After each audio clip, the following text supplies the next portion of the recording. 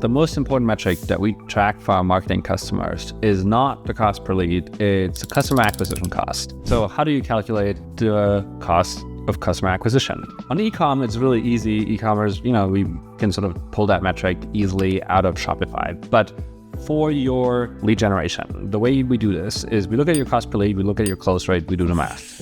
Very simple, we do it for every channel. Now, why is that important? That is because different channels have different lead quality. If you think about Meta leads, for example, or Google leads, typically, almost across all industries, Meta leads are cheaper than Google leads, but they are less qualified and they have less intent than Google leads. Because on Meta, you might be, Facebook, Instagram, you might be casually browsing, seeing something somewhat interesting. You click on it, you fill out a form, and you're in touch with that company, and you may or may not be all that interested because you saw it scrolling. It's display advertising, it is not search.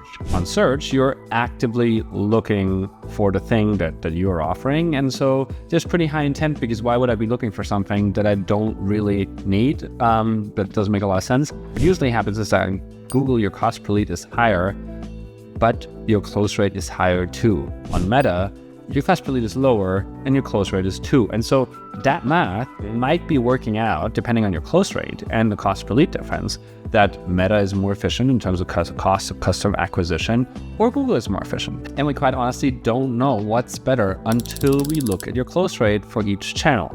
And that's where there's a lot of responsibility in you as the business owner or your salespeople, because if you don't keep track of your close rate and you don't look at all these leads in the sales channels and have some sort of decent reporting, then we can't match that back and look at the marketing and be like, okay, what's truly more efficient? Because Meta might be driving tons of lead volume, but the quality might be low.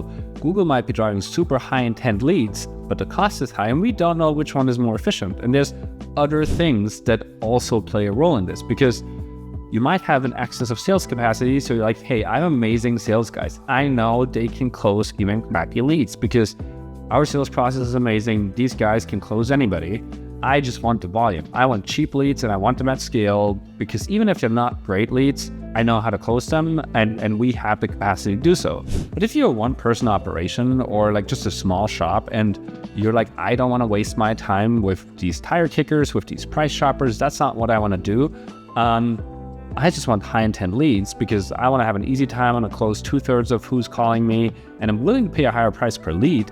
But in the end, that saves me capacity because I'm not keeping my office busy dealing with low quality leads. So there's a balance. For some people, the low quality leads might be just worthwhile because they know they can squeeze out a little bit more.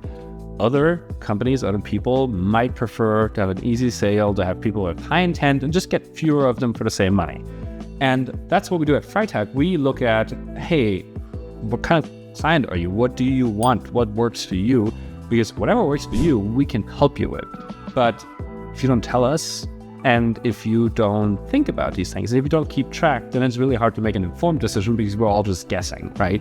Well, it's like, oh, people are calling us and they're price shopping. Now, are they price shopping because you're too expensive? Are they price shopping because that's the kind of lead we're generating?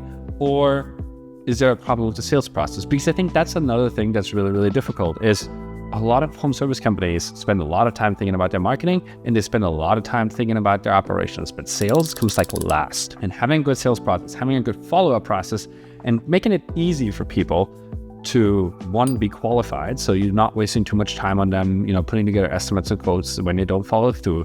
Two, making it easy for them to get in touch with you and, you have to answer your phone. And then three, getting them to sign a proposal, which doesn't just take one follow-up sometimes it takes 2 or 3 or 4. And yes, we can automate tons of that stuff, but it needs to be in place because if it's not, then that's when your marketing becomes inefficient. It is rarely that we're looking at campaigns. We're like, okay, this campaign is not working and there's a technical error and it's the marketing. It is usually all the things around the marketing that make it hard to get campaigns to perform and for you to see the results. So as much as we're a marketing agency, we're also talking a lot about sales. We're talking a lot about brand. We're talking a lot about your business because in the end, what we want to do is impact your business, not just do your marketing, which that's the easy part.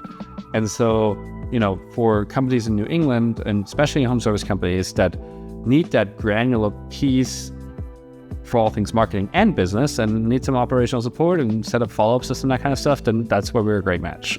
If you have any questions about all things customer acquisition, you can give us a call. We can talk to you about this. It's not as complicated as I maybe just made it sound. I hope I broke it down a bit. If you have any questions, leave them in the comments. Thank you.